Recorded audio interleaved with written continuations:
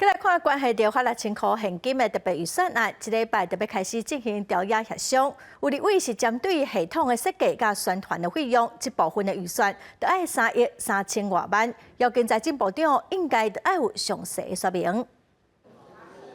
普发现金6,000块，这礼拜进入调研协商的阶段。若有共识，民众毋免等到4月中旬才领钱。毋过今仔日伫立法院的审议当中，立法委员万美玲、陈椒华拢特别针对普发6,000块所需要的系统建制费甲宣传费提出质疑。 有一个网络服务、客服服务及行政广宣的费用，令人更不解了，因为高达1.2亿，避免网站的拥塞，以及让它的一个品质功能更好，所以在网络服务费必须要做。那另外在于这个服务的部分，我们有设1988一个专线，如果民众在有任何疑问，可以透过这个专线得到一些答案以及及时的一些服务。根据报告，为着顺利进行发放，除了委托银行办理的交易手续费需要1亿外 ，ATM 系统建置2660